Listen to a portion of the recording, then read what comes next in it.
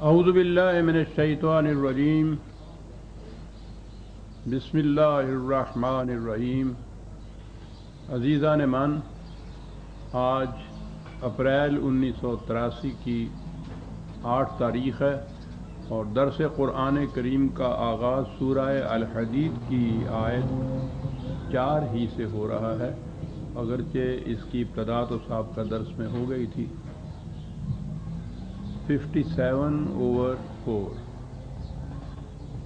سابقہ درس میں بات وہ چلی تھی جو میں نے کہا تھا کہ هو الاول والآخر والظاہر والباطن سے وہ کس طرح سے وحدت وجود کے لیے سند لاتے ہیں، تو وہ تفصیل سے میں نے عرض کر دیا تھا کہ وہ تو اگلی آیت میں خود قرآن کریم نے وضاحت اس کی کر دی کہ خدا کا اور کائنات کا تعلق کیا ہے۔ خلق السماوات والارض فی 6 ایام، وہ خالق ہے اور یہ مخلوق ہے، یہ تو اس کی تخلیق ہے، تو وہ خالق اور مخلوق تو ایک ہو نہیں سکتے نا۔ یہیں سے اس نے خود تردید کر دی اس چیز کی۔ قرآن کریم میں متعدد مقامات پر آیا ہے کہ یہ کائنات کی تخلیق کی تکمیل 6 مختلف پیریڈز میں ہوئی۔ ایام کے معنی دن ہی نہیں ہیں، منازل، پیریڈ، فیزز جس کو کہتے ہیں۔ اور اب تو یورپ کے سائنسدان جو تحقیق کر رہے ہیں وہ ان مختلف منازل کو، مراحل کو متعین کر رہے ہیں جن میں سے گزر کر یہ محسوس کائنات اس شکل میں آئی جس میں اب ہمارے سامنے ہے۔ تو وہ یہی پیریڈز ہیں جن کے متعلق قرآن نے یہ کہا ہے کہ اس طرح تکمیل تک پہنچی اس کی تخلیق، اور اس کے بعد پھر وہی بات ان کی آ گئی۔ ثم استوى علی العرش، تو میں نے عرض کیا تھا کہ ہمارے ہاں ترجمہ بھی یہی ہوگا اور تفسیریں بھی یہی ہوں گی کہ پھر اس تخلیق کے بعد خدا عرش کے اوپر بیٹھ گیا، تخلیق سے فارغ ہو گیا، عرش پہ بیٹھ گیا، اور پھر عرش کو متعین کیا گیا کہ وہ کہاں ہے، کیسا ہے۔ خدا اس کے اوپر بیٹھا ہوا ہے۔ آپ کو یاد ہوگا یہ عرش کی یہ تفصیل جو تھی احادیث کی روح سے، روایات کی روح سے، آپ کو شاید یاد ہوگا کہ وہ یہ ہے کہ یہ جو آسمان نظر آتا ہے یہ 6 مختلف ایسا ہے جیسے شیشے کے ڈال ہوتے ہیں، ایک کے اور دوسرے کے درمیان 500 سال کی راہیں ہیں۔ پھر وہ چھٹے آسمان کے اوپر ایک سمندر ہے، سمندر کی گہرائی بھی 500 سال کی راہ کی ہے، اور اس سمندر میں 6 پہاڑی بکرے ہیں، وہ اتنے بڑے ہیں کہ یہ سمندر ان کے گھٹنوں تک آتا ہے، اور ان بکروں کے سینگوں کے اوپر خدا کا عرش ہے،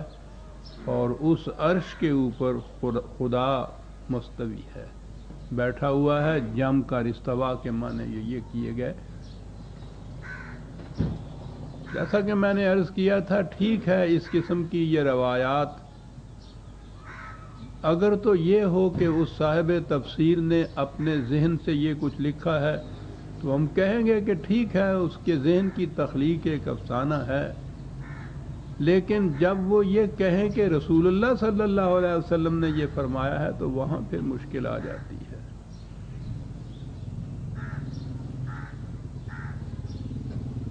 اب ان حضرات کا تو کچھ کہنا نہیں، انہوں نے اپنے ہاں سے یہ باتیں کی، اپنے حجرے میں بیٹھ کے ہی یہ چیزیں گفتگو کی، اپنے ہی سامعین کو سنائیں، اپنے شاگردوں کو پڑھائیں، وہیں تک بات ہوئی۔ لیکن جب آپ اس قرآن کو اور نبی اکرم صلی اللہ علیہ وسلم کی علمی فضیلت کو دنیا کے سامنے پیش کریں گے تو پھر وہاں آپ سوچئے کہ اس قسم کے افسانوں کا اثر کیا ہوگا ان کے اوپر۔ پہلی تو یہی چیز کہ یہ کائنات 6 دنوں میں پیدا کی، تو میں نے عرض کیا تھا کہ یہ تورات میں ہیں یہ 6 دن، قرآن کی روح سے تو ایام 6 پیریڈز ہیں۔ پھر اگلی بات یہ ہوئی کہ اس کے بعد وہ عرش پر مستوی ہو کے مستولی ہو کر بیٹھ گیا، مسلط ہوا، اور عرش کی یہ تفصیل بتائی گئی۔ تو اب ہم اسی مقام پہ پہنچ گئے جہاں یہ تورات و انجیل تھی،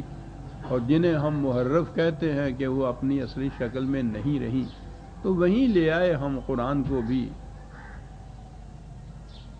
یہ میں نے عرض کیا تھا کہ جب تک یہ ذہن میں نہ آئے گا کہ یہ جو الفاظ ہیں ان کے کچھ مجازی معنی بھی ہوتے ہیں، بات قرآن کی سمجھ میں نہیں آئے گی۔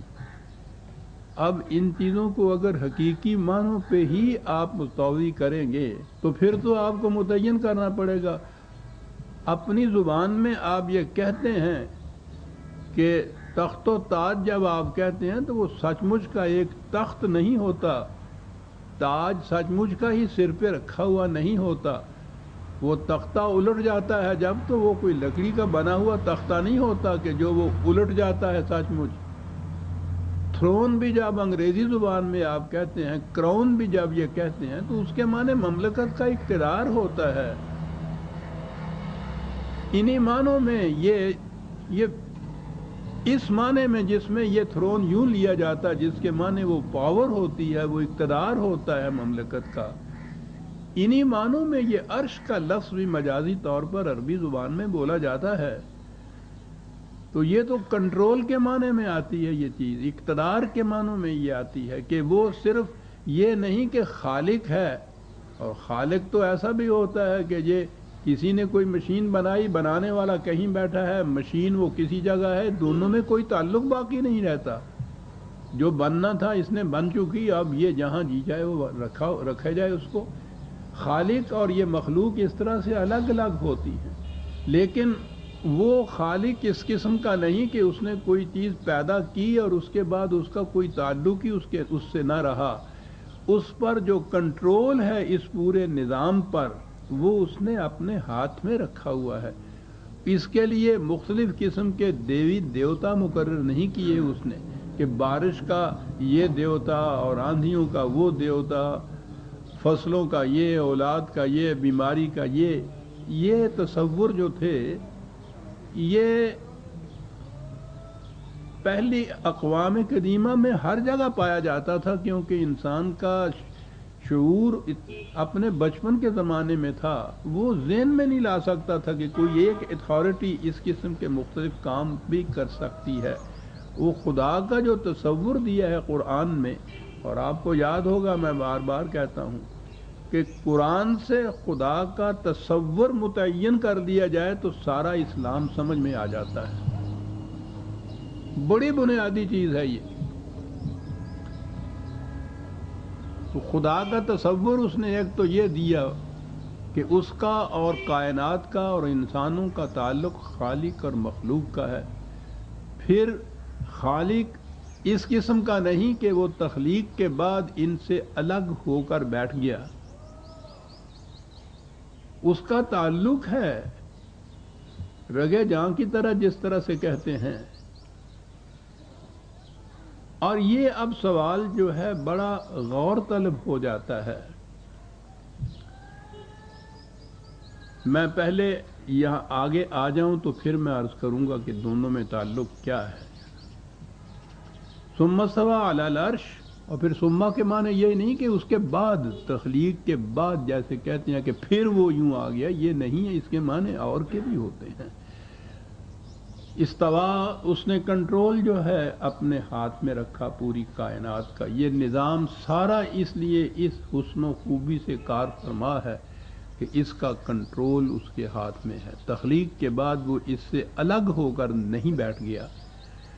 یعلم ما یلج فی الارض وما یخرج منها وما ینزل من السماء وما یعرج فیہا، یعنی اس کنٹرول کے لیے علم کا ہونا ضروری ہے نا، اسے معلوم ہو کہ کہاں کیا ہو رہا ہے،